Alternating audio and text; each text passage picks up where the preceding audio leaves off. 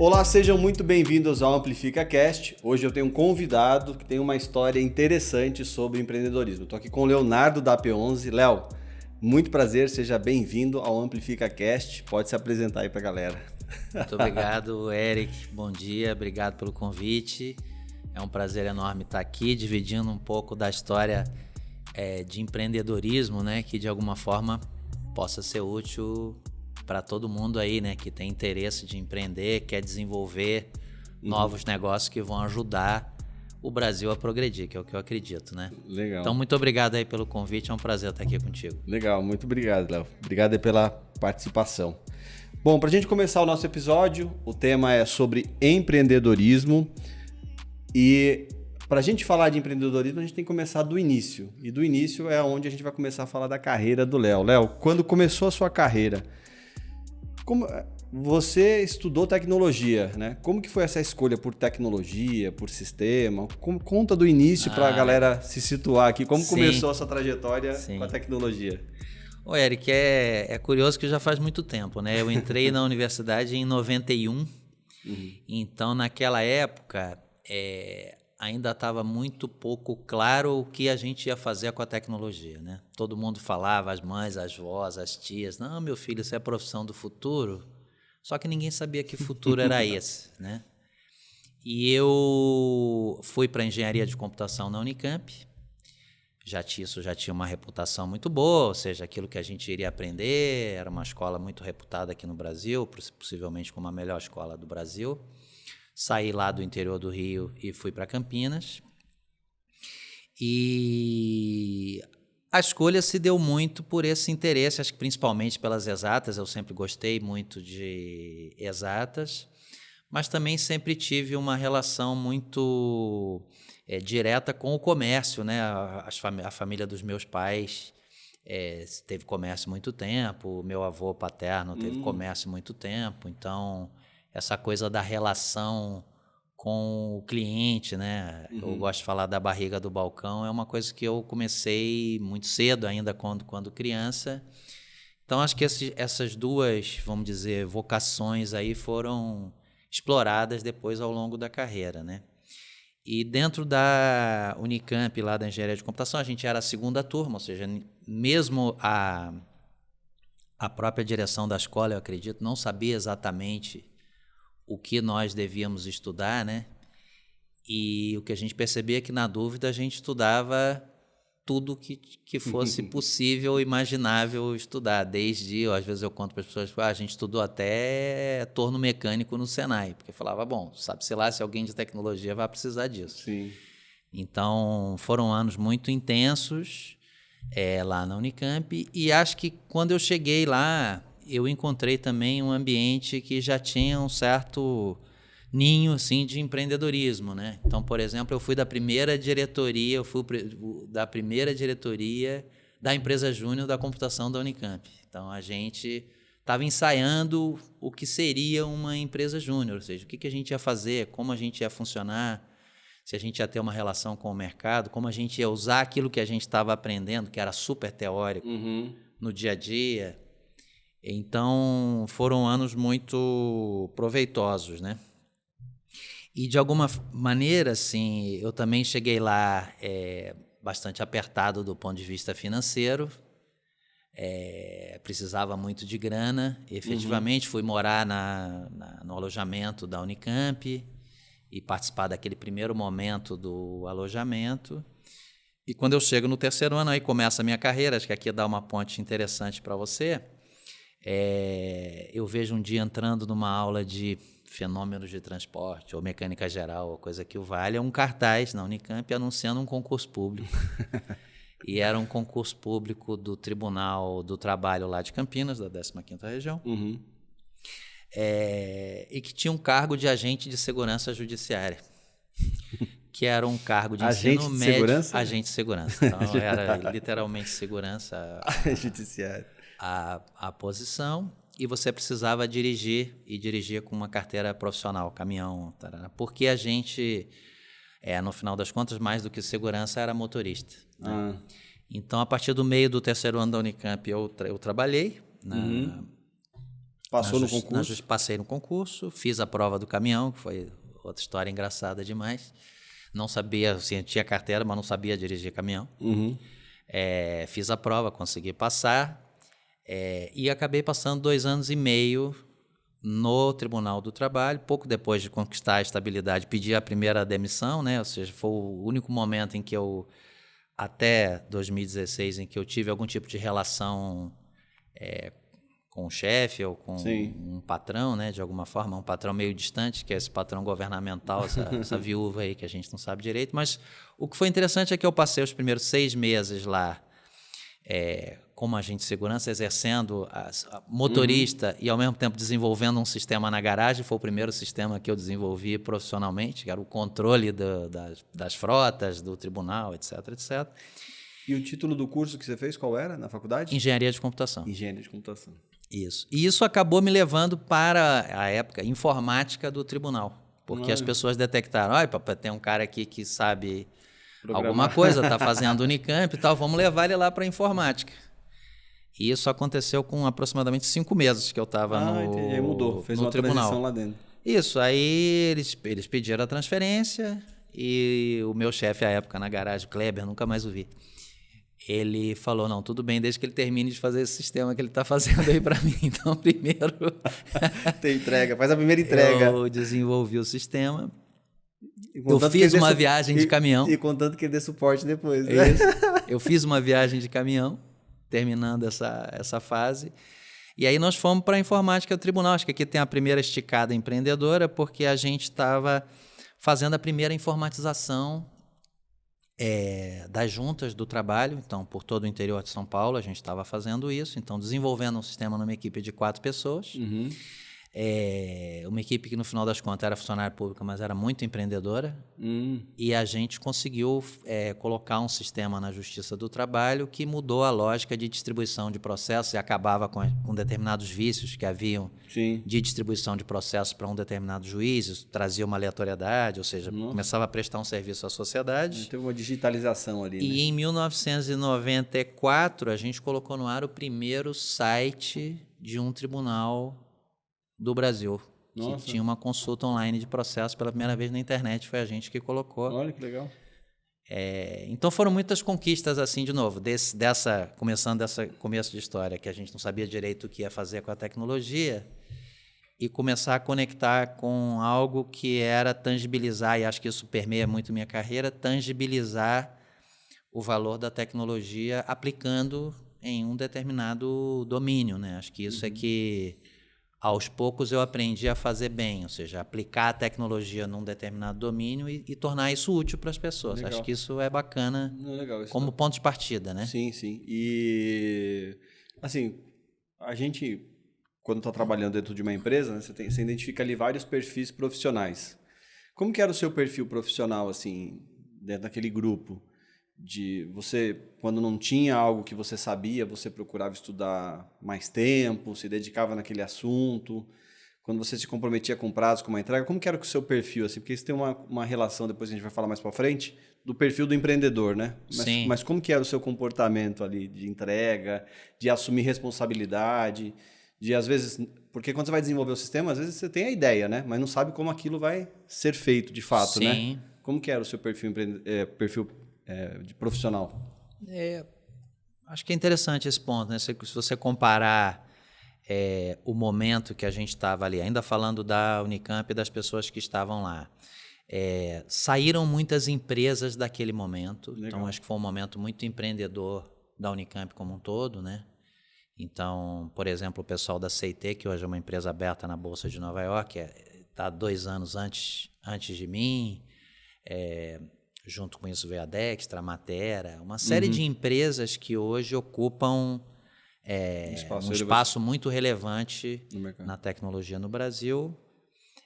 Do ano seguinte era o Bloise, do iFood. Então ele era da turma de 92. Então o ambiente naquele momento era muito propício ao assunto da inovação.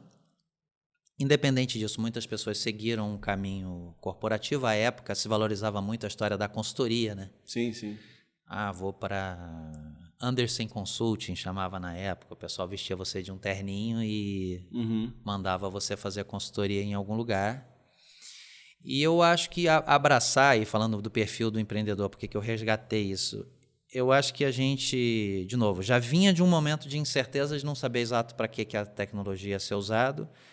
Eu acho que a gente abraçava uma incerteza a mais ao empreender, mas também, muito sinceramente, acho que tínhamos menos consciência dos riscos, assim, éramos mais, falando de mim, assim, acho que menos consciência do risco. Como eu falei, vinha de uma realidade financeira apertada também, não tinha muito a perder. Sim, sim.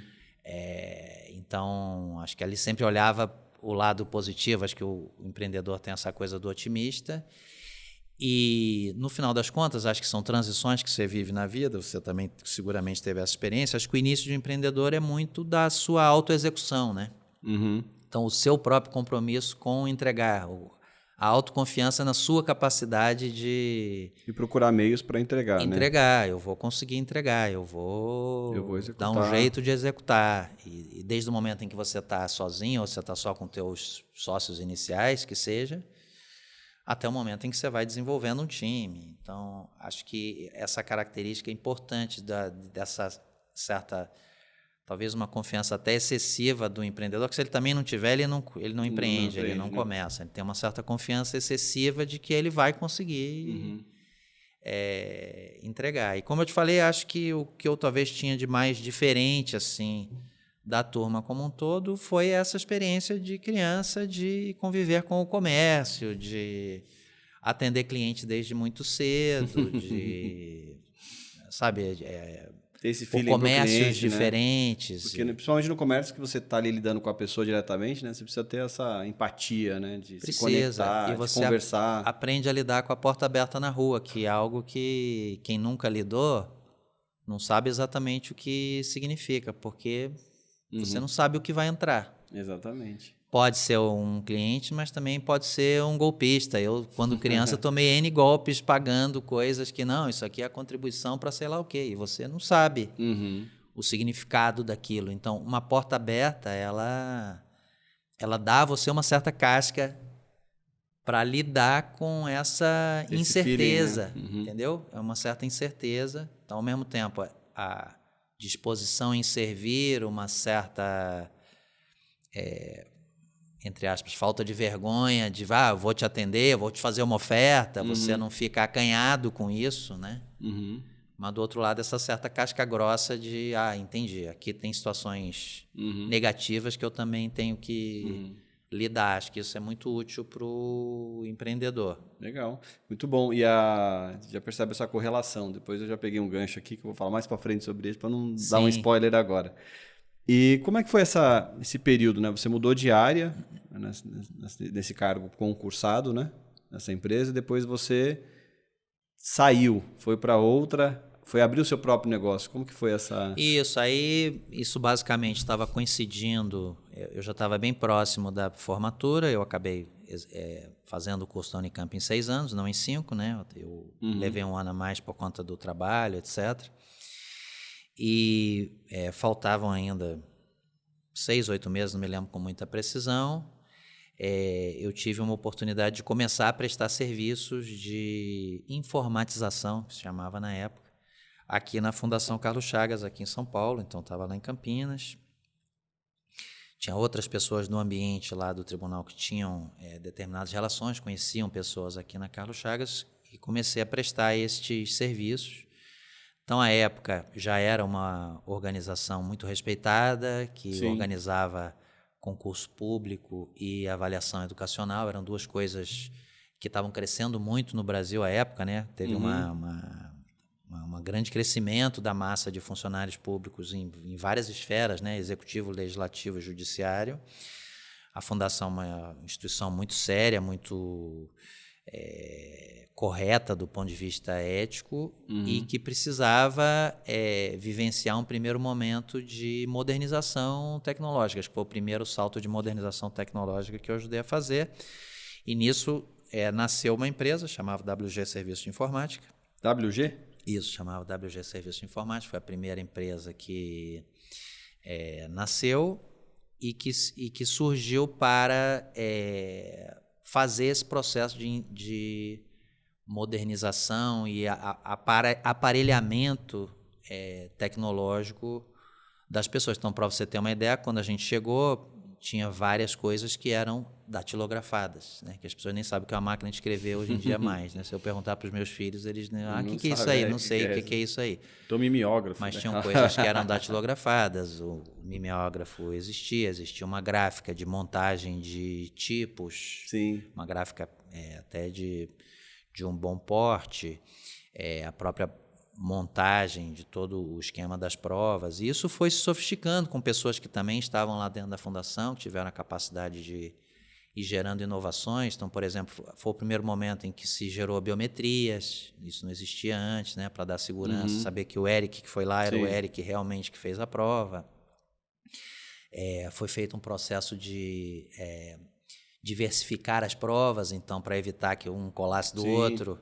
Você tinha provas de mais de um tipo, a prova era personalizada, então a sua prova tinha uma ordem, a minha tinha outra, certo? Então, para a gente colar, não dava para colar. E a gente fez os primeiros, junto, né, contratado pelo MEC, a Carlos Chagas, a gente fez os primeiros execuções do que hoje virou o Enem. Então, na época, chamava primeiro... tinha várias avaliações, né? Então, tinha... o provão, que era para quem saía da universidade, né? Começou surgindo em alguns cursos para avaliar a característica, né? A qualidade dos cursos de ensino superior, e isso foi descendo para a entrada, né? E acabou virando, nós fizemos, ainda quando eu estava lá prestando serviço na Carlos Chagas, fizemos as 3 primeiras edições do Enem. E ali tinha desafios técnicos muito legais, porque assim... eram avaliações para, na época, 2 milhões de pessoas. Então, eram coisas bem... um impacto grande, né? Bem impactantes na sociedade, que precisavam daquele nível de seriedade e qualidade, né? Porque estavam se firmando ainda como instrumentos de avaliação, para serem devidamente meritocráticos, para serem adotados pelas universidades. Então, acho que foi um momento bem... importante, né? Então, eu passei prestando serviço para Carlos Chagas, basicamente de 95, mais ou menos, até a virada dos anos 2000. Com essa empresa, WG? Com a WG Serviços de Informática. Tinha mais sócios? Tinha mais sócios, um colega da Unicamp e uma pessoa que eu tinha trabalhado no próprio tribunal. Então, eram 3 sócios iniciais. E quando chegou ali por 98, eu comecei a ficar um tanto incomodado com o risco da gente, apesar de estar crescendo e estar conseguindo dar vazão a essas inovações aí no âmbito lá da fundação, da gente não desenvolver outros clientes. Isso me incomodava muito, porque era muito arriscado, né? Ou seja, se alguma coisa acontecesse... com um cliente só, né? A gente tinha muito risco. Então, eu comecei, de alguma forma, a provocar um pouco... esses meus sócios num movimento de desenvolvimento aí sim, né, a partir dessa base que a gente já tinha, já devia estar trabalhando para a gente, sei lá, umas 40 pessoas, já era uma empresa razoável, né? 40 pessoas. Que a gente pudesse mobilizar outros clientes, né? E nesse momento nasce o primeiro filhote, a empresa que veio a se chamar WG Systems, continuava chamando WG. E também o primeiro momento em que eu acabei divergindo dos meus sócios. Eles acabaram não seguindo o caminho de diversificar. Eles consideravam, na avaliação deles, que o caminho onde a gente estava era um caminho seguro, que a gente deveria continuar investindo ali.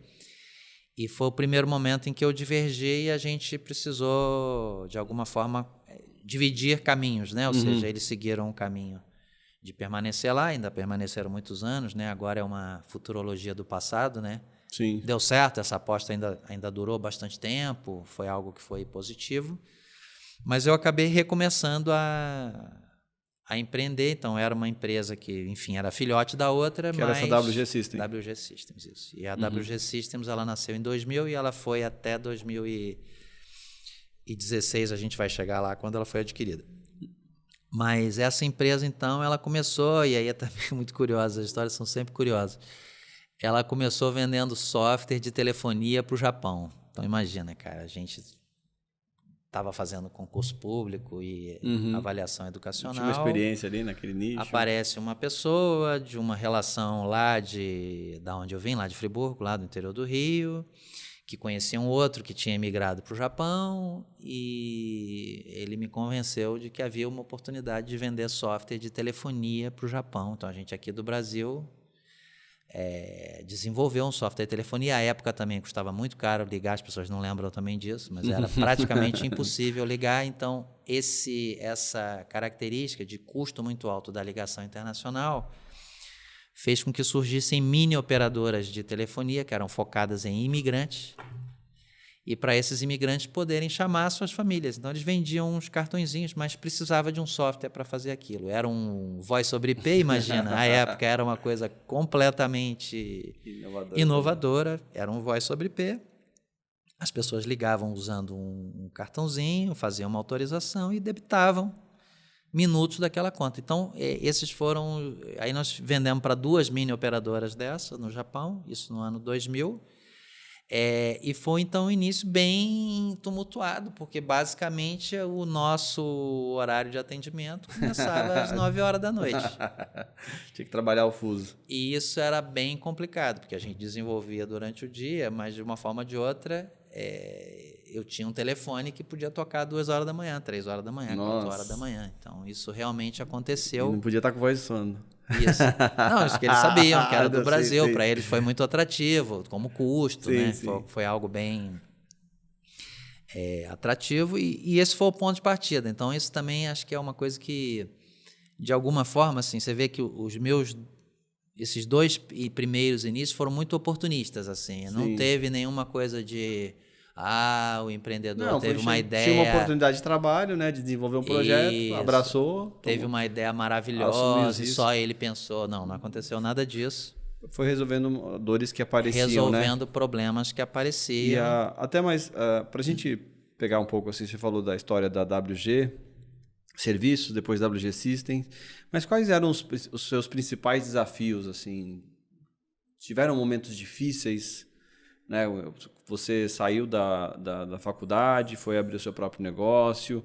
Na época você falou da faculdade que tinha uma dificuldade ali financeira, né? Como estudante e tudo mais, e depois você foi empreender. Como que foi essa transição de desafios, né? Tiveram desafios financeiros, tiveram desafios, momentos difíceis? Sim, com certeza absoluta. De não ter cliente. Eu acho que o WG Serviço, como ela já começou com um cliente e um cliente que permitiu que a gente crescesse, porque estava havendo esse movimento de modernização, nunca houve grandes desafios financeiros eu não tenho o recurso para pagar a folha. Né? Que, como empreendedor, você sabe que possivelmente é a maior fonte de pressão do empreendedor. Ele está sempre pensando, cara, dia 1 ou dia 5 eu tenho que pagar a folha. Você está sempre pensando nas pessoas que trabalham com você. Na WG Systems foi bem diferente. Então, assim, a gente deu essa partida, começou com esse projeto meio maluco do Japão. Aí na WG Systems, alguns sócios ficaram na outra, seguindo com aquele projeto? Eles ficaram na outra, entraram outros? Entraram outras pessoas que eram técnicas e que entraram como sócios. Entrou essa pessoa, o Márcio, que estava vindo de um processo de imigração no Japão e que tinha voltado ao Brasil, mas que tinha essas relações lá. Então, ele, de alguma forma, assumiu uma certa área comercial. Mas éramos ali 5, 6 pessoas que precisavam viver daquilo, né? À época... Não tinha plano B, né? Não tinha plano B, exatamente. O Márcio já tinha um filho, eu já tive o Pedro, né, o meu primeiro filho, logo na sequência. Então, assim, já tinha compromissos maiores. Acho que isso também vai dando um certo tom, né? Mas também, de alguma forma, já tinha passado por um primeiro período interessante do empreendimento, em que, cara, minha situação era muito melhor do que quando era estudante e muito duro de grana, né? Então, essa primeira reserva ela foi usada para empreender. Então, vamos lá. No primeiro 1 ano e meio, 2 anos da WG Systems, a gente teve esses 2 clientes no Japão, mas em algum momento essa relação também terminou, porque, enfim... Acontece. E nesse momento a gente começou a ter, evidentemente, quedas. Já tinha uma estruturinha um pouco maior, tinha quedas. Então, eu diria que quando a gente chegou em 2000 O mínimo que eu cheguei, a gente chegou a ter 20 pessoas, aí voltou para 3. Uhum.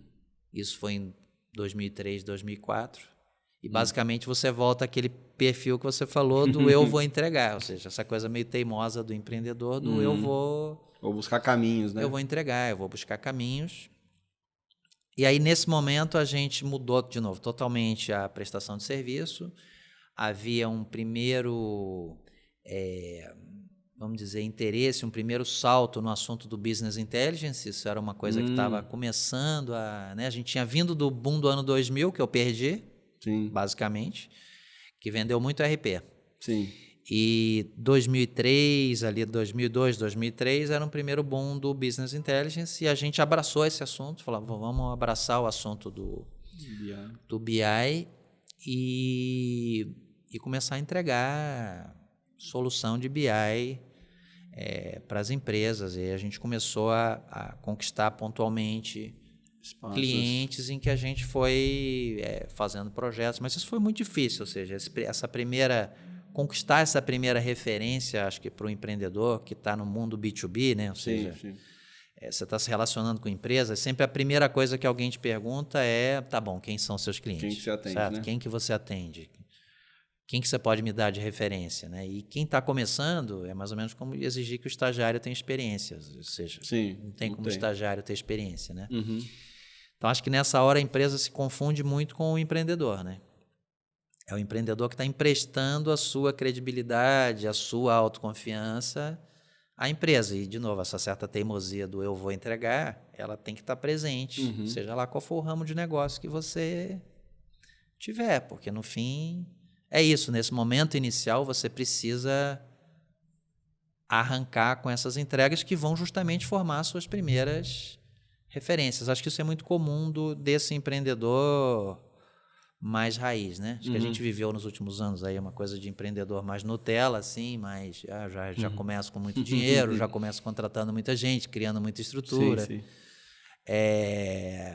Mas eu acho que esse empreendedorismo menos romanceado está muito relacionado com isso, com um empréstimo da credibilidade do empreendedor à empresa e um compromisso dele maluco de vou entregar a qualquer custo. E é verdade, né? Eu acho que uma coisa que eu vejo sempre quando você se depara com um novo cliente, um novo prospect que ainda não te conhece, quando você fala a verdade, as pessoas normalmente elas acreditam na verdade, né? Porque ela vê que a pessoa está entregando tudo de si ali para fechar, tá com brilho nos olhos, tá com vontade de entregar, precisa, né, fazer aquela venda. Então a pessoa, naquela reunião, ela mostra a verdade que ela tem, né? Isso vai ser verdadeiro, né? E essa confiança, então, que um cliente, né, que um contratante vai dar a esse empreendedor, muitas vezes traz um matching muito positivo, né? A gente vai falar um pouco do trabalho na AP11, ainda era imóvel aí, acho que quando a gente começou com a Amplifica. Eu acho que tinha muito essa nossa relação, por exemplo, contigo, quando você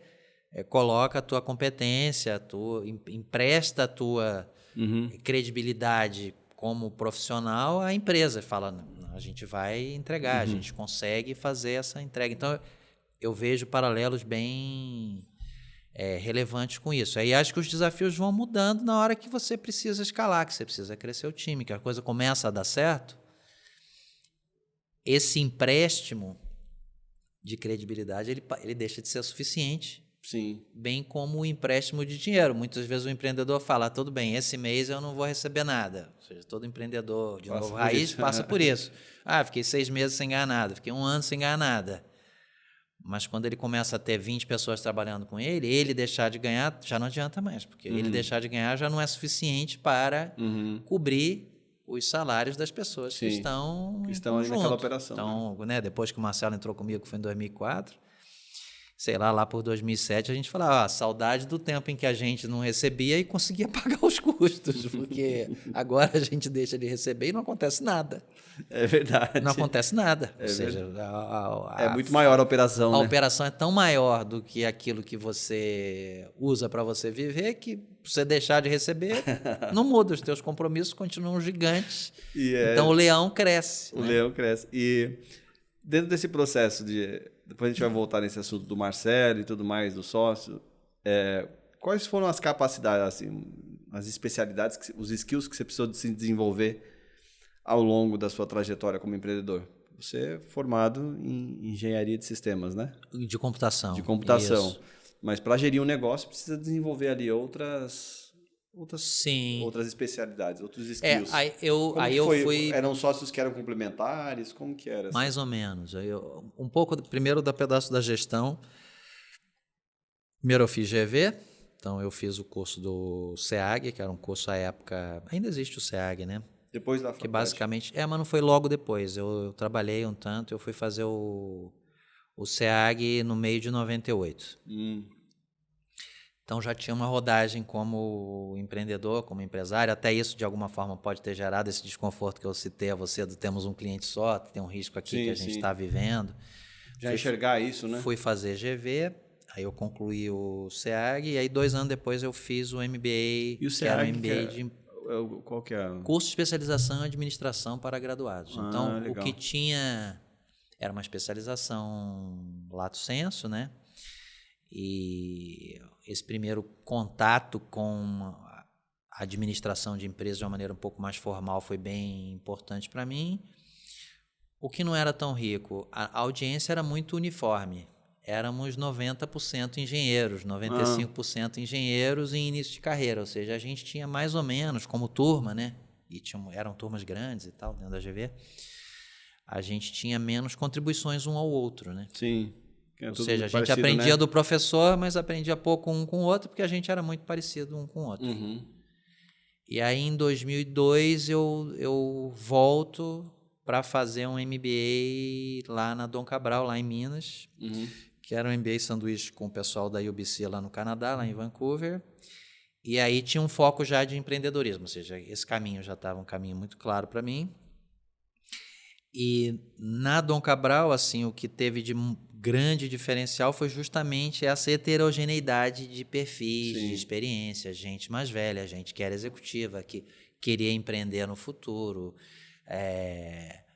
gente de formações diferentes. Então você tinha uma diversidade, tinha gente que era de famílias empresárias. Então essa troca foi muito rica. Então isso do pedaço de desenvolvimento de skills mais formal, né?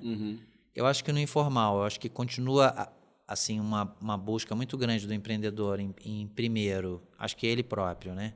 Se desenvolver no seu skill comercial / marketing, ou seja, ele é o primeiro cara que acaba precisando desenvolver isso. Eu não acredito em empresas que falam, eu só faço o produto, só falta alguém vender, essa empresa não tem como funcionar, certo? Sim. Acho que a primeira tarefa do empreendedor é vender e saber vender a sua empresa, né? E eu acho que o segundo grande desafio é você começar a aprender a formar pessoas e delegar funções, né? Funções.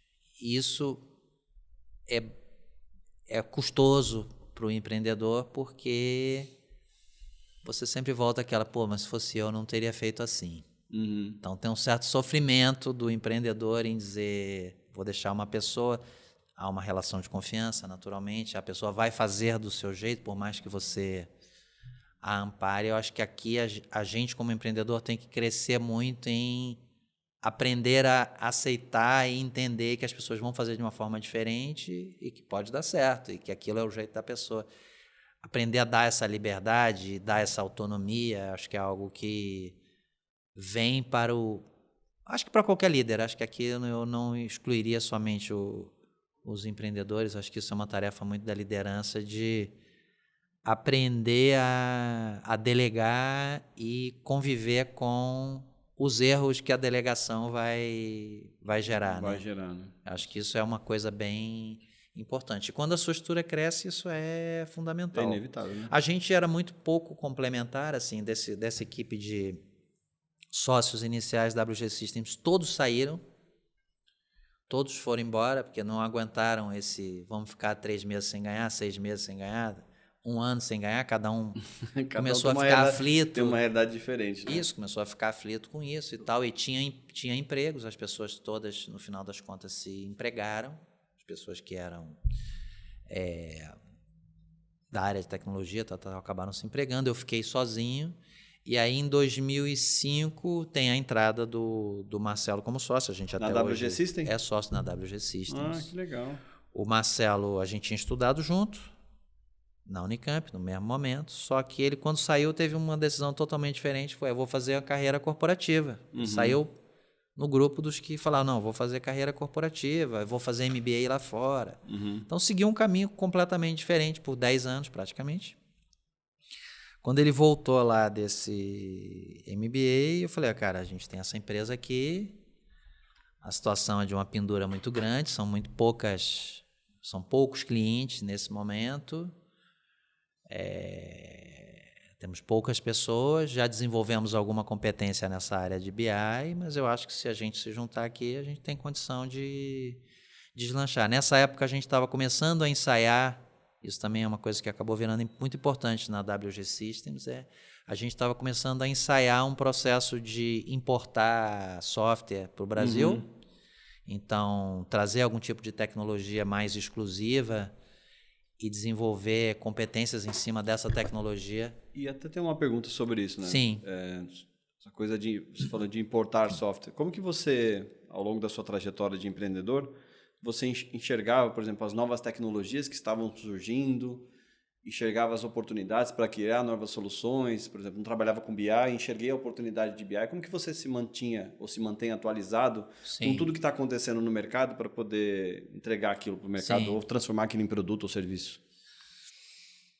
Bom, isso foi evoluindo drasticamente, né?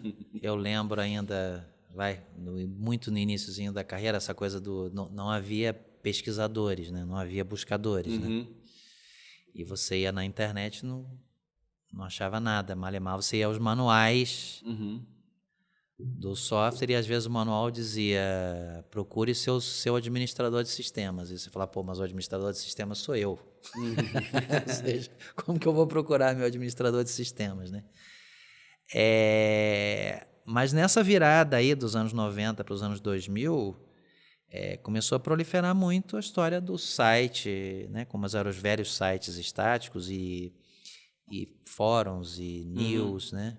Então, quando a gente se encaixou na história do BI, eu lembro até hoje, eu assinei por muitos anos, existia uma newsletter chamada KD Nuggets, Knowledge Discovery Nuggets. Eu assinei essa newsletter e ela trazia coisas que estavam acontecendo no mundo.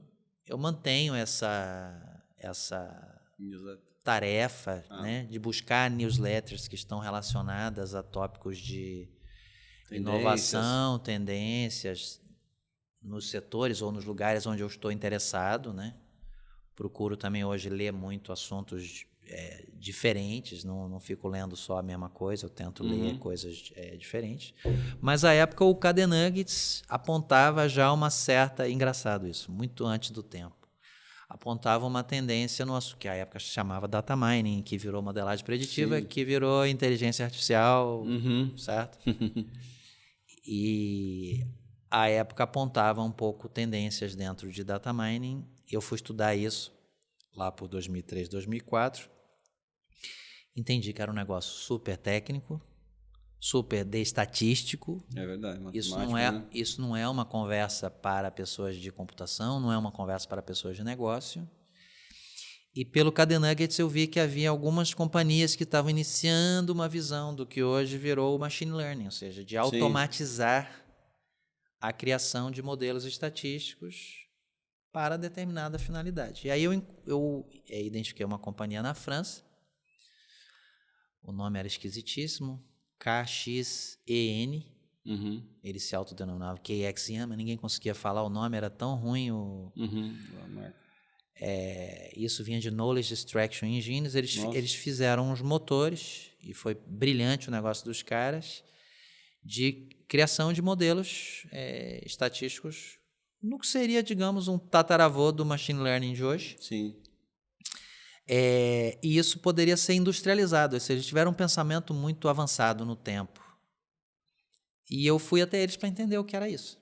Ah, que legal. E acabei assinando um contrato de representação aqui no Brasil e fui tentar vender isso, que foi uma baita loucura, ou seja, acho que eu nunca trabalhei tanto de graça quanto nesse tempo. A gente definitivamente estava muito antes do tempo. Acho que aqui também tem uma outra, né? Dentro dessa história tem uma coisa bem relevante olha, nem sempre a última inovação do momento é o que vai o que vai dar certo, que porque vai as dar. pessoas não estão prontas, Vai entendeu? dar receita. Então, o que havia? Havia muita resistência por parte de quem era matemático ou estatístico em dizer, não, isso aí, não, Deus me livre, certo? Do mesmo jeito em que essas discussões de hoje, da inteligência artificial, do redator que olha o chat GPT e fala, pô, mas e o meu trabalho?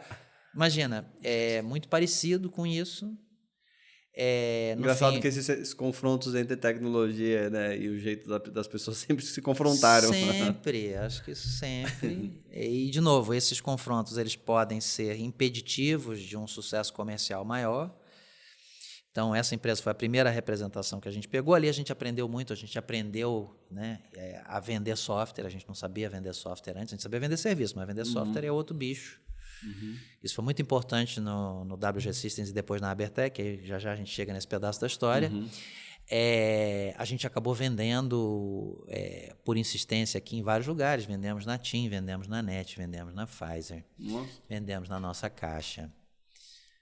Fizemos várias vendas atento, várias vendas relevantes e fazendo coisas muito... E o modelo de venda era projeto? Ou o modelo de recorrente? venda era uma licença, né? A época que existia perpétua? a licença de software perpétua com manutenção e com prestação de serviço. Então, fazendo coisas muito inovadoras realmente para a época. Então, modelos de churn para as operadoras de telecom, TV, Legal. Na Pfizer, a gente fez modelo de potencial de médico para visitação. Isso, para você ter ideia, a gente levou para Nova York, cara. Levamos para a sede da Pfizer em Nova York para mostrar essa inovação. E assim, a gente aprendeu aquele skill. E aí, a outra coisa que aconteceu foi que acabou gerando uma fusão mais tarde. A gente conheceu outras empresas de outros países que também representavam a mesma tecnologia e tinham trabalhos de BI no que a gente estava. A gente estava nessa frente e isso gerou uma certa relação inicial. Então, essa época, 2005, 2006, mais ou menos, eu conheci o Fernando, que depois veio a ser meu sócio, que é um espanhol, que tinha fundado a Abertec na Espanha em 97. Então, você vê, por um outro elemento de rede, a gente acabou se conhecendo e desenvolveu uma conversa que durou, basicamente 5 anos, até a gente chegar à conclusão, faz sentido a gente fazer coisas junto, vamos bolar uma estrutura empresarial para a gente fazer coisas em conjunto. Então, esse momento aí, acho que foi muito relevante para a vida da empresa como um todo, porque a gente viu esse caminho de vender software, desenvolveu esse skill de vender software, aprendeu a importar, né? Começou a entrar em grandes companhias de uma maneira mais recorrente e ainda desenvolveu essas relações de rede com outros empresários que né, no fim, levariam a uma fusão. Então, assim, foi, acho que um conjunto da obra bem relevante, né? E aí a gente seguiu essa receita, ela seguiu, acabou virando uma competência muito marcante dentro da WG Systems, que virou a Abertec depois. Os espanhóis chamavam a Abertec, a companhia. A gente virou a Abertec em 2009. Então, virou uma competência muito relevante fazer isso. E aí, em 2008, a gente tem uma grande virada de mesa, assim, numa possibilidade dessa de importação. A gente passou a fazer aí na sua linha de desenvolvimento de competência, a gente passou a fazer um scanning muito recorrente do que havia de inovação de software no mercado. Então, a gente fazia isso muito recorrentemente. Então, a cada 3, 4 meses, varria novamente, por exemplo, relatórios Gartner de N disciplinas que estavam relacionadas com o uso de software dentro de empresa. Vamos ver coisas que podem funcionar. E aí, em 2007, 2008, a gente identifica o BPM, o Business Process Management, né, como uma possibilidade de gerar dados, e começou nesse pensamento, gerar dados para o BI, porque muitas vezes a gente queria fazer o BI, mas não tinha o dado do processo. Então, falando, cara, mas e se a gente for para automação de processo, para a gente poder ser o gerador dessa inteligência para o BI? Chegou uma oportunidade ali. E aí a gente traz uma companhia americana lá do Texas, já com essa vivência, chamava-se Lombardi à época. Os caras eram um quadrante líder Gartner e estavam só nos Estados Unidos e só queriam fazer sozinhos. E aí a gente foi convencê-los de que eles tinham que fazer venda internacional. E aí foi muito útil toda essa vivência que a gente tinha de outros softwares, certo? De conseguir apresentar credenciais e tal. E a gente foi, então, o primeiro partner da Lombardi. E isso foi uma grande virada do ponto de vista de desenvolvimento da companhia. Quando a gente conseguiu pegar isso, aí a gente conseguiu entrar em outras frentes de negócio e muito importante, a gente entrou no setor financeiro, que era um setor e continua sendo muito fechado para novos entrantes, né? O setor financeiro é muito fechado para novos entrantes. E com o BPM a gente conseguiu penetrar no setor financeiro, que se tornou depois, ao longo dos anos, o setor mais importante, onde a gente tinha mais competência vertical. Legal. Então foi muito por essa história. Você vê que são pedaços que aparentam ser um pouco desconexos um do outro, mas que vão se relacionando para a gente... E aí, quando acontece essa compra da Abertec, vocês se tornam a Abertec, e aí depois tem essa questão do BPM e tal. Já estamos falando de uma empresa com quantos colaboradores? A operação da Abertec, de fato, não foi uma compra. A gente fez uma fusão mesmo. Uma fusão, né? Isso. Então, a gente valorizou os ativos dos dois lados e fez uma holding que tinha participação nos ativos dos dois lados. À época, quando a gente juntou, devia ter umas 250 pessoas. Então, era uma companhia pequena, média, vai. Sim. Mas com grandes clientes. E com grandes clientes e com posicionamento bem de boutique mesmo, tecnologia. Então, isso a gente sabia fazer bem. Então, boutique em que sentido? A gente não fazia a dita alocação de pessoas, a gente só fazia projeto. A gente negava essa coisa do alocação, não. Por quê? Porque a gente traz as pessoas para dentro de casa para poder formá-las e capacitá-las para que elas consigam prestar um serviço realmente diferenciado. Então, assim, era boutique porque a gente acreditou muito nesse modelo de vamos diferenciar o nosso time, vamos ter um time especial realmente para que esse time seja valorizado pelo cliente final. Então, essa foi a estratégia que a gente perseguiu. A gente mudou de nome para Abertec, que é o nome que ficou mais conhecido aqui no Brasil como Abertec. A Abertec existe até hoje na Espanha, Portugal. E essa história vai até o momento em que aí sim a gente decide vender a operação do Brasil. Mas de lá até esse processo de venda, eu acho que na época da fusão tinha menos que 250. Eu acho que quando a gente terminou tinha uns 300. Eu acho que a época que a gente fez a fusão, no Brasil éramos 35, então fora... devia ter uns 120, a metade do que eu te falei. E então, assim, da sua trajetória de empreendedorismo, começou lá com a WG Serviços, depois WG Systems, aí virou a Abertec, e aí teve um momento agora de venda da operação do Brasil. Teve um momento de venda da operação do Brasil. Marcelo já estava trabalhando com você? Marcelo já estávamos há 10 anos, o Fernando também era sócio. Marcelo há quanto tempo já? Depois a gente vai falar do Marcelo aqui, eu vou convidar ele para o podcast também. Conheço desde... ele falar o relato dele. Desde 91. Desde 91? Desde 91, então são 32 anos. Nossa, bastante tempo. 32 anos. E a gente trabalha junto desde 2004, 2005. Foi quando ele entrou e nós fizemos essa operação de fusão. Então já havia um terceiro sócio, o Fernando era sozinho lá na Espanha. Então éramos 3. Aí, como eu te falei, a gente foi progredindo, né, com essa prestação de serviços bem boutique no mercado financeiro. A Lombardi foi adquirida em 2010 pela IBM, aí a gente virou um parceiro IBM relevante. Isso foi bacana, muitos amigos e pessoas que eu respeito na IBM, que a gente conseguiu conquistar o respeito também, com esse skill de vender software e implementar. Então, isso foi bem importante. Mas ali, mais ou menos por 2014, 2015, assim, Eric, aí o que a gente tinha concluído? Aí nada como a experiência, né?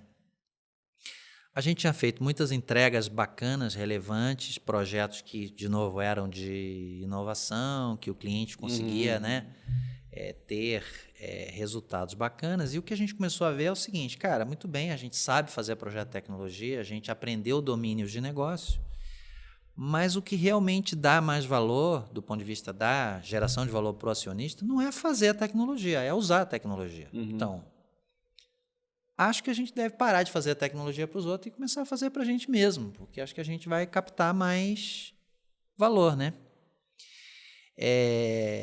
O Marcelo também estava comprado nessa visão, mas o Fernando inicialmente não. Então, a gente teve que, de alguma forma, convencê-lo dentro desse processo.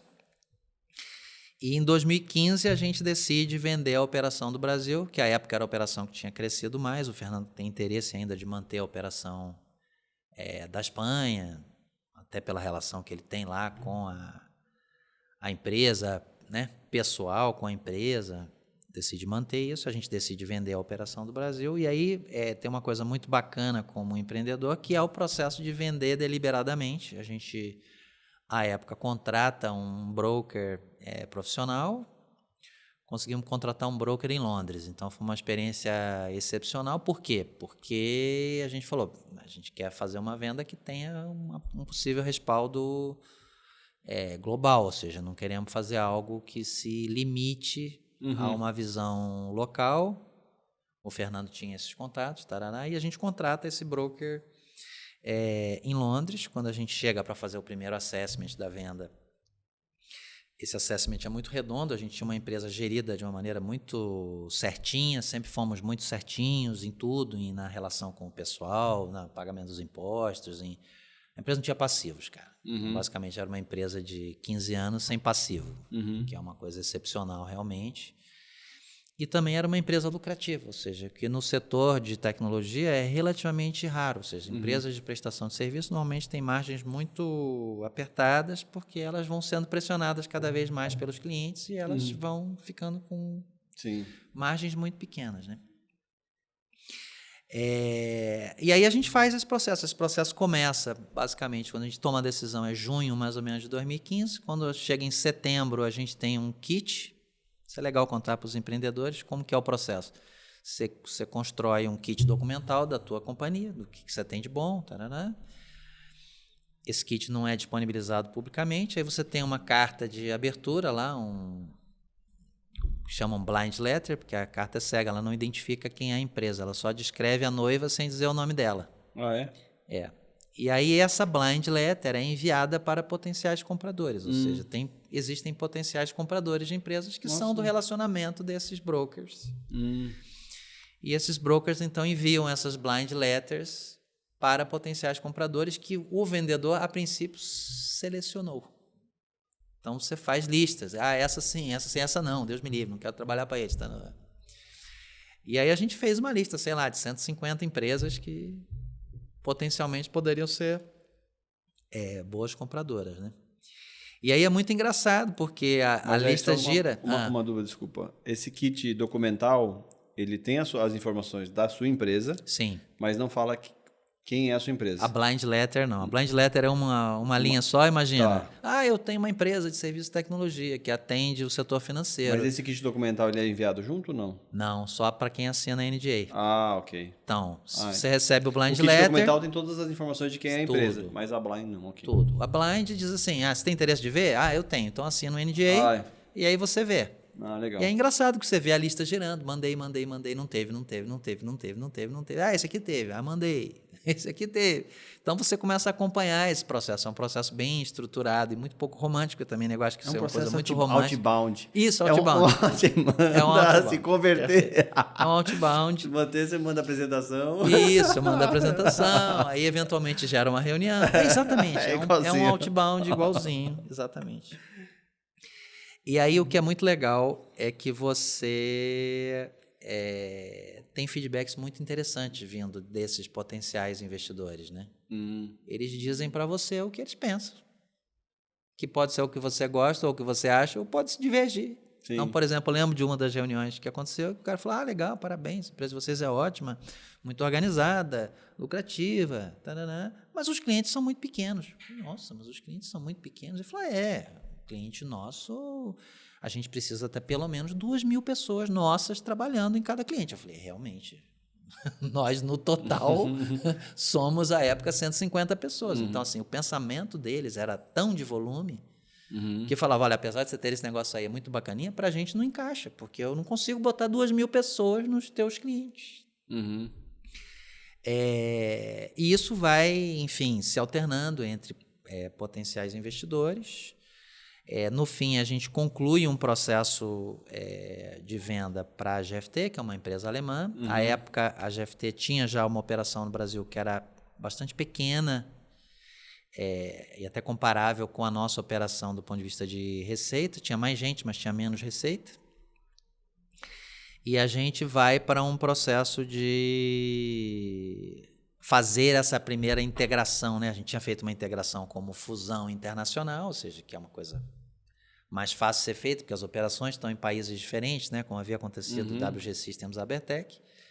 Mas depois, quando acontece com a GFT, a gente faz uma primeira integração no Brasil, local, com times locais, com realmente times que precisam aprender um com o outro, e foi extremamente bem sucedida, assim, um grande respeito pelo pessoal da GFT, a maneira de tratar efetivamente um processo de integração e de potencializar as competências que existem nas outras empresas. A gente tinha uma base de clientes incrivelmente complementar, nenhum cliente estava superposto.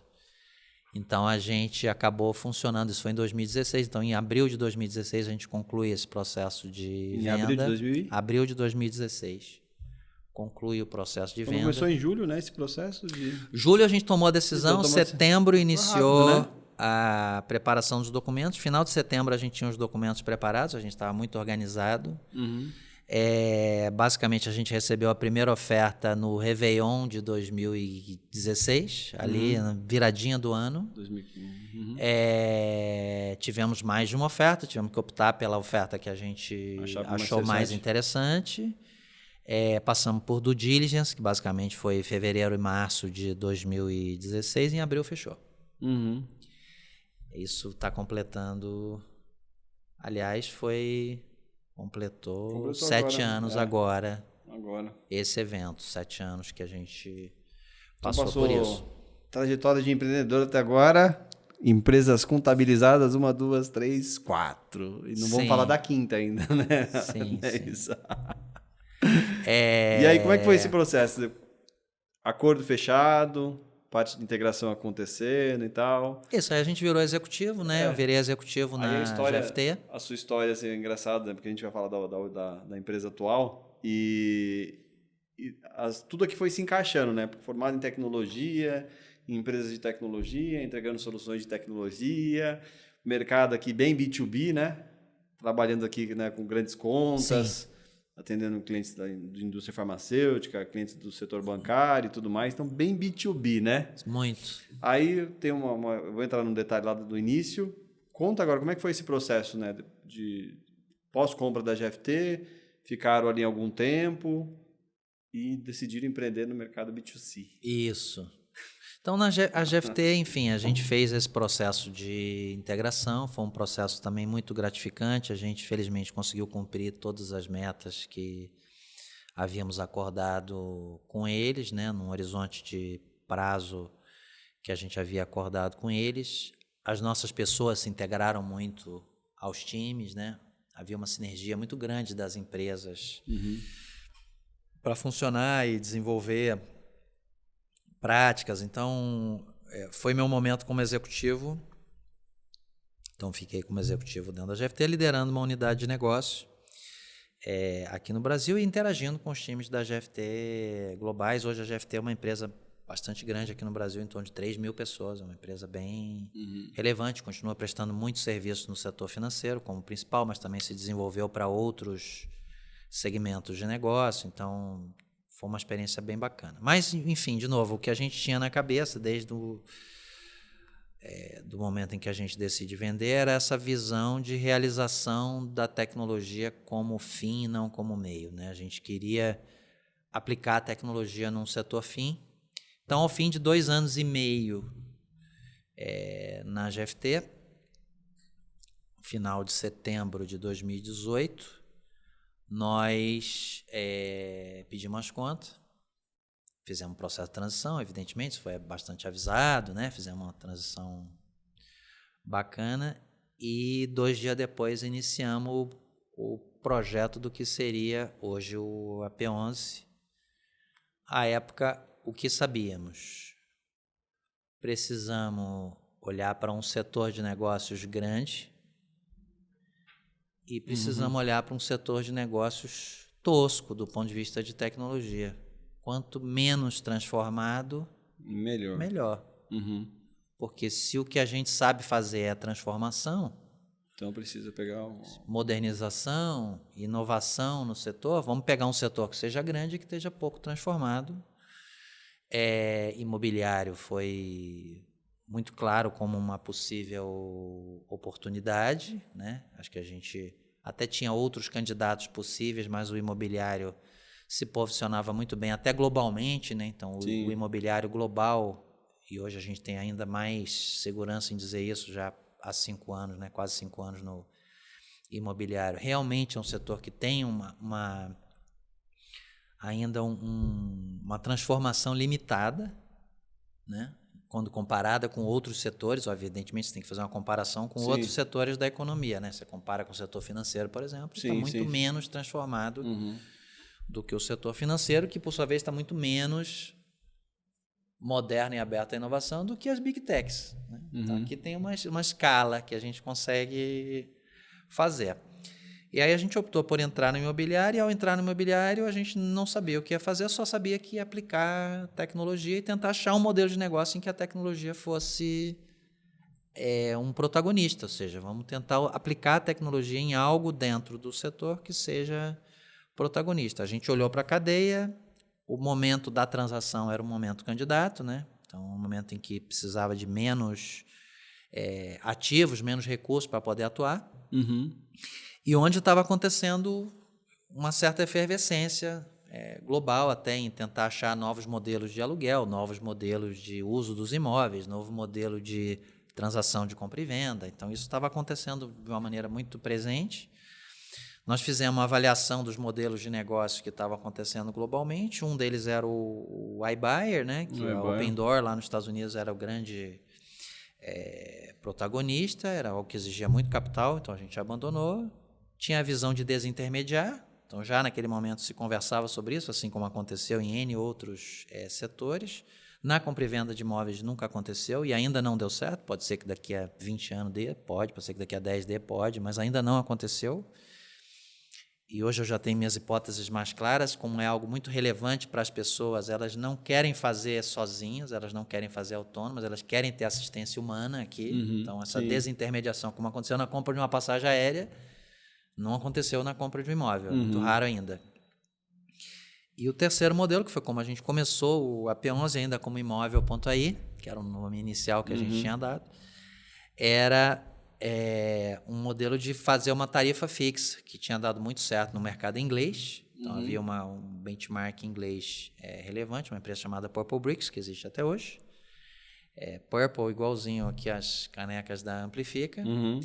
E esse modelo era um modelo bastante competitivo com o resto do setor, né? Porque, obviamente, ele mexia numa variável de preço e tentava usar a tecnologia como uma alavanca de eficiência operacional. Então, assim, vou ser mais eficiente operacionalmente, vou aplicar muita tecnologia no fluxo operacional da transação imobiliária, para poder ter grande volume transacional e, com base nisso, conseguir gerar um negócio que funciona, né? Do ponto de vista das pessoas, acho que assim, além dessa visão de que simplesmente o preço vai ser menor na execução da transação, o que a gente tinha, vamos dizer, de propósito por baixo do pano era, se a gente aumenta a liquidez do mercado imobiliário, né? Se ele deixa de ser o drama que ele ainda é, né? Um processo de venda de um imóvel ainda é uma coisa que pode demorar meses, né?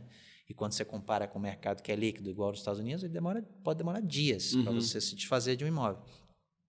Você dá às pessoas uma liberdade de tomar decisão, se movimentar, ter muito mais, literalmente, liberdade e confiança para fazer negócio. Então, havia algo por baixo, né, do veículo, do como fazer através da transação fixa, que é dar às pessoas essa liberdade e essa confiança de fazer seus negócios imobiliários e, não era isso que eu queria, me arrependi, vou fazer outro. Se eu sou mais líquido, eu consigo fazer isso de uma maneira muito melhor, muito mais flexível, né? Então, essa entrega de flexibilidade às pessoas físicas foi o que a gente apostou. E, junto com isso, a gente apostou num modelo de muito empreendedorismo do corretor de imóveis. Então, a gente acreditava que o corretor de imóvel precisava ser modernizado, ou seja, receber aparato tecnológico para ele poder ter informação mais transparente, ter mais imóveis disponíveis, usar determinados efeitos de rede e ter ali um domínio de uma determinada área onde ele pudesse desenvolver um trabalho em que ele soubesse que o resultado era dele e da equipe dele. Só um parênteses aqui. Depois que você vendeu a GFT, venderam você e o Marcelo e tal. Sim. Aí como foi esse processo de... Quanto tempo foi para decidir usar a tecnologia para transformar um setor, assim, tem um prazo em meses? Eu acho que a gente ficou nessa decisão... Por exemplo, quanto tempo pensando na ideia? Porque imagino que você vendeu a empresa, então o momento já era outro, né? Tinha mais recurso financeiro, estava ali, né, pronto para empreender num outro segmento. Mas como foi esse processo de tempo? Quanto tempo levou? Escolha de setor e modelo de negócio, essa visão, acho que a gente passou uns 2 meses. Primeiros 2 meses. Outubro, novembro de 2018, no AP11, que é a minha casa. A gente estava lá em casa, trabalhando. Eu sempre brinco com o flip chart, ou seja, naquele momento a gente tinha um flip chart e ele estava em branco. E aquele flip chart a gente foi traçando essas hipóteses e fazendo essas pesquisas e entendendo o que a gente podia fazer. Esse pensamento estratégico ele foi meio paralelo com o pensamento de começar a entender qual seria a arquitetura tecnológica, como a gente vai entregar. Então, a gente estava fazendo essas duas coisas meio que simultaneamente. Ou seja, que arquitetura tecnológica é boa para fazer uma entrega de um negócio em nuvem, moderno, robusto, seguro, escalável, ou seja, a gente estava ao mesmo tempo se preocupando com essas duas coisas. Isso foi esse arranque inicial. Aí, por exemplo, beleza, 2 meses, mas assim, aí o processo, escolheu o nome, que era hoje AP11, mas era imóvel.ai. Isso. Aí abriu o CNPJ, quando, assim, de fato? O CNPJ ele é de outubro foi no mesmo mês. No mesmo mês. Outubro de 18, tinha esse primeiro nome. Lançou o site. Isso, os primeiros sites surgiu, a gente tinha um Wix da vida em janeiro de 19. E a operação da Imóvel.ai foi em abril de 2019. Então, a gente demorou um pouco mais de 6 meses numa fase pré-operacional de concepção dessa primeira estratégia, refinamento dessa primeira estratégia e de montagem desse primeiro stack tecnológico que a gente definiu que ia entregar. E como você falou, ou seja, acho que aqui haviam 2 coisas bastante novas na experiência empreendedora. Acho que um é estar num setor novo, né, que todo mundo tem alguma relação, algum conhecimento, porque de alguma forma a gente mora em um lugar, certo? A gente tem alguma relação com esse setor. Ou já comprou, já vendeu. Eu não tinha feito muitos negócios imobiliários na vida, até hoje nunca fiz muitos pessoalmente. Mas você, enfim, sabe, tem alguma vivência. E acho que o que você chamou a atenção é o assunto B2C, que para nós, vou dizer a você que talvez a gente tenha refletido pouco a respeito.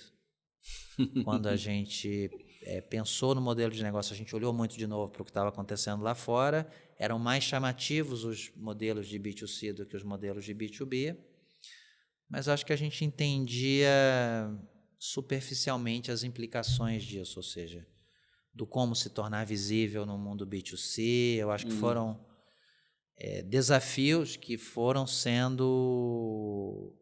aparecendo ao longo dessa primeira operação, ou seja, a partir de abril de 19, a gente buscar essa visibilidade, fazer as pessoas entenderem o que era o modelo da tarifa fixa, fazer entender que não era um golpe, aprender a se relacionar com as outras empresas do mercado, como que elas poderiam compreender ou não a entrada, né, a entrada de uma companhia nova, mudando o modelo de relação com o cliente final. Então, acho que isso foram aspectos bem novos, né? E aqui, falando do B2C, acho que, né, a relação da Amplifica, o jeito que vocês nos ajudaram a começar a criar essa relação, especialmente no marketing digital, depois a gente buscar expertise nos canais orgânicos, ou seja, aqui a gente começou a aprender coisas que vieram a ser muito necessárias na empresa. Esse pré-operacional rápido, Eric, acho que é uma coisa que eu aconselho a todo mundo. Nesse momento eu estou fazendo um dentro da própria AP11, que é a do Decora AP11, que também conseguimos fazer em 4 meses esse primeiro pré-operacional. Eu acho que é muito importante... Da atração rápida, né? Começar. Não é atração, começar rápido. Né? Começar por quê? Porque isso ajuda você a validar se aquelas tuas hipóteses iniciais estão certas ou erradas. E sempre isso é uma resposta parcial, né? Uma parte vai estar certa e outra parte não. E isso permite a você começar a acertar o caminho empresarial, né? Uhum. Então, acho que tem gente que pensa muito em teorizar demais, e eu acho que teorizar demais não é muito positivo, não. Acho que a gente tem que botar logo o bloco na rua, né? Eu lembro quando a gente estava nesse projeto no início e a gente trouxe um posicionamento, né, em conjunto com vocês lá, que era se tornar um balcão de negócios imobiliários. Sim. E aí eu cruzei com a sua história de atuar no comércio. Sim. Lá atrás, no balcão e tal, de lidar com as pessoas. Então, quando você começou a empreender no B2C, né? Como que era? Eu lembro que você tinha um contato, né, de atender as pessoas que ligavam no telefone, os clientes, de conversar com os clientes para ouvir, né, os clientes do mercado imobiliário. Isso, de certa forma, já aconteceu meio que lá atrás, né? Tudo vai se cruzando, né? Aconteceu um pouco lá atrás. Eu acho que esse skill inicial de balcão, ele é um skill bem importante, né? Uma competência importante, você conseguir aprender a ouvir. Acho que no B2B a gente também, como vendedor, aprende muito a ouvir, né? Sim. É algo que às vezes o vendedor fala, você não é muito falador, então você não é vendedor. Mas às vezes é o oposto. Sim. Ou seja, né? O bom vendedor é aquele que sabe escutar, fazer pergunta e aí falar no momento apropriado, né? O que acontece no imobiliário, por ser algo muito relevante, de novo, nas vidas pessoais, é que no fim você sempre está cruzando histórias pessoais muito importantes. Assim, você está falando de algo que não é uma compra banal para uma pessoa. Sempre vai ter um peso de importância muito grande para as pessoas. E a gente fala que isso é meio independente da renda, ou seja, é evidente que pode ter... O Michael Jackson não se preocupou em comprar lá sei lá o que land, mas... A maioria das pessoas comuns se preocupa. Por quê? Porque é uma posse relevante, é o lugar onde ele vai morar, é o lugar que ele vai usufruir, onde ele vai colocar a família. Então, ali há uma série de incertezas, medos, inseguranças que precisam progressivamente ser vencidos com esclarecimento, com... Sim, uma empresa nova surgindo. Ajuda, interação, escuta. E isso eu sempre mantive como muito relevante, ou seja, escutar essa visão do cliente ajudou a gente a ajustar o modelo de negócio. O que precisávamos entregar para que esse cliente realmente visse na Imóvel aí, depois a AP11, vou passar a referenciar como a AP11, uma empresa de transformação no setor imobiliário, que foi o que a gente progressivamente foi conseguindo construir. Quando a gente começou a operar em abril, a gente só tinha o preço como transformacional. Lá em 20, quando passou um ano, a gente já tinha uma visão de marketplace, de balcão digital, a gente já tinha uma série de ferramentas que davam uma experiência diferenciada de busca ou de planejamento financeiro para as pessoas. Então, a gente começou a perceber essa soma de necessidades reais que permeia o imobiliário, porque elas são necessidades das pessoas. Sim. E como, de novo, todo mundo mora e nós temos necessidades diferentes, a gente começou a enxergar essas necessidades e começar a criar uma história para ela. E aí a tecnologia foi o vetor para criar essas histórias. Com dados também. Muita experiência muito forte com dados, exatamente, da gente traz toda essa inteligência construir ajudar, né, quem tá e acreditar nessa visão de dados. O imóvel ponto aí, a terminação aí era de Artificial Intelligence, você dá uma aplicação de inteligência artificial no domínio imobiliário. A gente já tinha isso como uma visão muito clara do que a gente gostaria de fazer. Então, acho que sim, essas coisas elas vão se somando, são experiências, né, pessoais ou profissionais que elas vão se somando. E, de novo, acho que a discussão lá de 2015 do vamos usar o que nós aprendemos na tecnologia e aplicar em um domínio que a gente maneje, eu acho que a AP11 reconfirmou essa possibilidade. Eu vejo isso de uma maneira muito... tangível, a gente conseguir entregar valor e gerar muito valor rapidamente para as pessoas, sendo o vetor de entrega realmente, de uso da tecnologia, né? Legal. E nesse processo ali começou a operação, Imóvel.ai, depois teve a transição de nome, tinha ali alguns colaboradores, eu não me lembro exatamente o número de colaboradores que tinha. Quando a operação começou, devia ter umas 8 pessoas 8. aproximadamente, né? Depois foi crescendo. Foi crescendo, aí, enfim, 2019, quando a gente finalizou com a visão de marketplace, 2020 a gente entrou, veio o momento da pandemia, a pandemia foi para a maioria dos setores e para o imobiliário também. Os primeiros 6 meses foram devastadores, né? Você não tinha negócios, né? Acho que a gente tinha uma relação de 100% de visita, né? Fazia uma visita, comprava, porque o único cara que visitava era quem realmente estava indispensável comprar. No mercado imobiliário, nós sofremos os cancelamentos desse mercado. Isso. Então, os primeiros 6 meses foram horríveis e a gente usou isso para transformar a nossa tecnologia e fazer o Netflix, né? Sim. A gente mudou a experiência de busca do cliente. Foi aquele primeiro momento que a gente fez o Netflix, mas a partir do meio de 2020 aí foi o contrário. Como a gente entendeu, né, e as pessoas entenderam que iam ficar em casa mesmo, o juro tinha baixado demais, né, então tem um incentivo macroeconômico relevante para a compra de imóvel. Foi uma explosão, foi o maior boom da história do mercado imobiliário global, inclusive, né? Então, isso aconteceu nos Estados Unidos, no ano 21, foi um ano excepcional e começou com uma arrancada em 20 e 21, que foram anos excepcionais, e no Brasil isso também aconteceu. Foram anos excepcionais, impulsionados pela queda da taxa de juros global e por essa percepção de que as pessoas, iam ficar mais tempo em casa, então vamos melhorar nossas casas. Então a gente viu muito isso, processo de melhorar, de trocar, de crescer, de aumentar o imóvel. E a gente, de alguma forma, usufruiu disso. Evidentemente que isso não foi planejado, né? Não constava do planejamento estratégico de ninguém, mas aconteceu. O que a gente tinha realmente usufruiu e que tinha sido parte do planejamento inicial, a gente mudou para o home office de um dia para o outro e não aconteceu nada. A gente já tinha feito a empresa inteira para ser... Já era digital, né? Digital, nuvem, independente de lugar, podendo trabalhar de qualquer lugar. Isso foi muito rápido, a nossa transição. E aí, a partir de 2020, começa um trabalho nosso, aí sim, de buscar investidores de uma maneira mais institucional. A gente já tinha feito esse primeiro arranque de 1 ano e meio, basicamente, só com capital próprio, mais alguns investidores anjos que tinham entrado, e a gente começa esse processo de busca de investidores institucionais. E aí é muito interessante também fazer a comparação lá com aquele momento da venda de uma empresa de serviço versus buscar investidores institucionais para uma inovação aplicada em um segmento vertical de negócio. Assim, há um nível de interesse muito mais alto numa empresa que aplica a tecnologia num setor do que uma empresa que simplesmente constrói tecnologia. A gente vivenciou isso de uma maneira muito clara. Então, assim, a porta de entrada aos investidores muito mais fácil. E aí aqui a gente investigou de tudo. A gente investigou investidores financeiros, venture capital, a gente investigou corporate, a gente investigou diferentes tipos de potenciais investidores, possíveis fusões. A gente investigou vários movimentos corporativos que a gente podia fazer.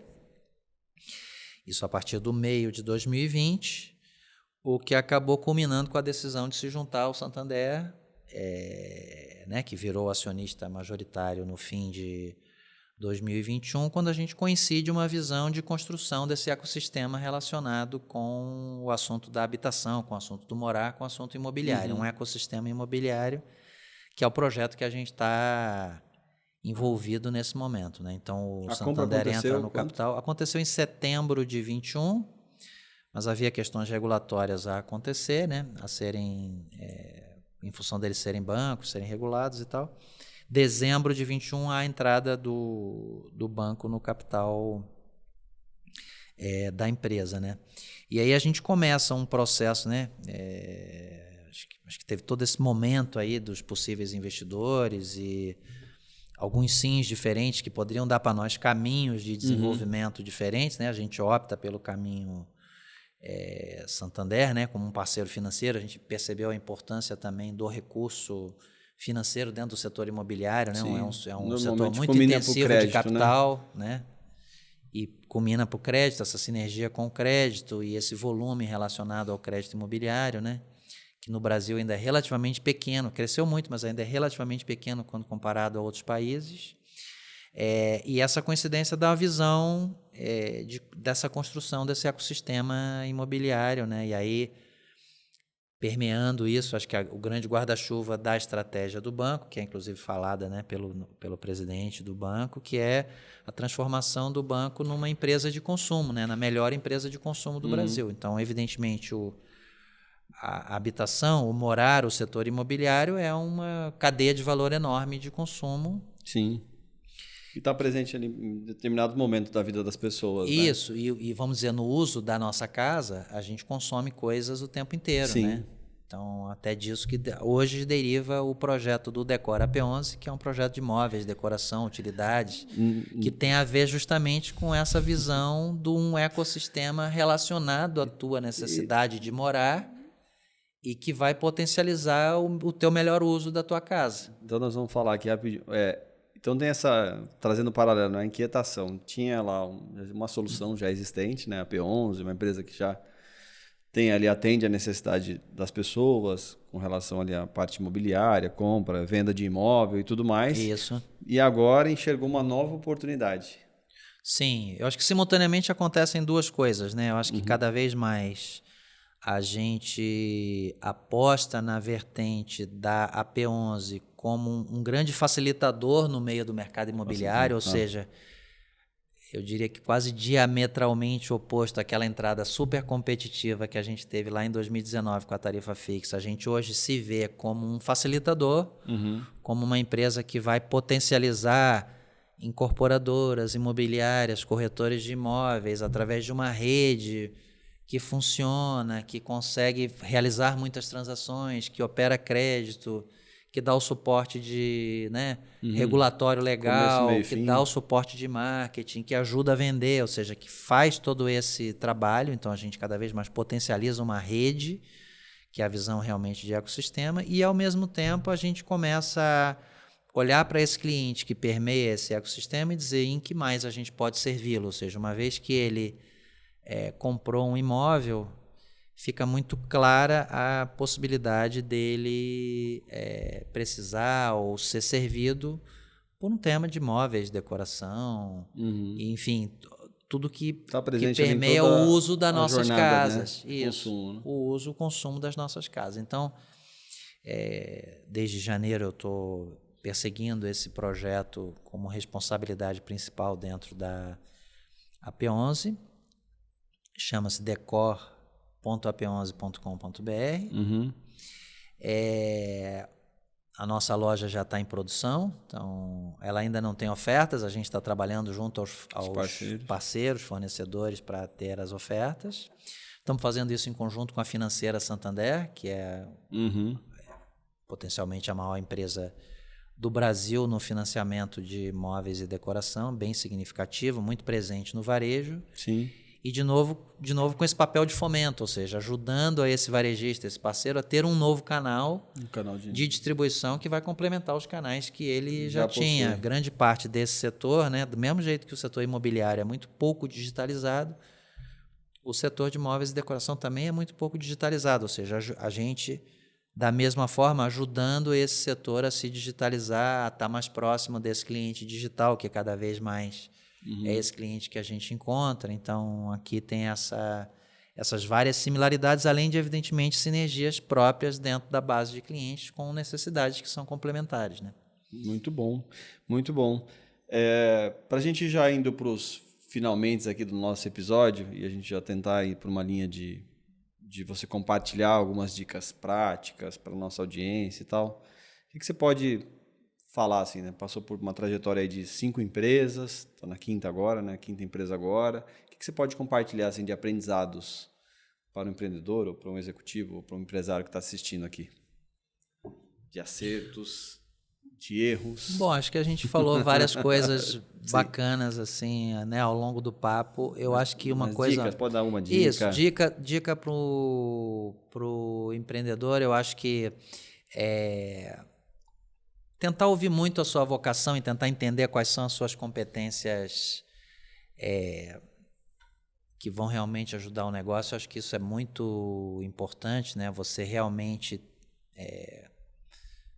olhar para isso e se alinhar com essa vocação. Você vê que a minha vocação não necessariamente era só construir tecnologia. Eu acho que eu identifiquei muito claramente uma vocação de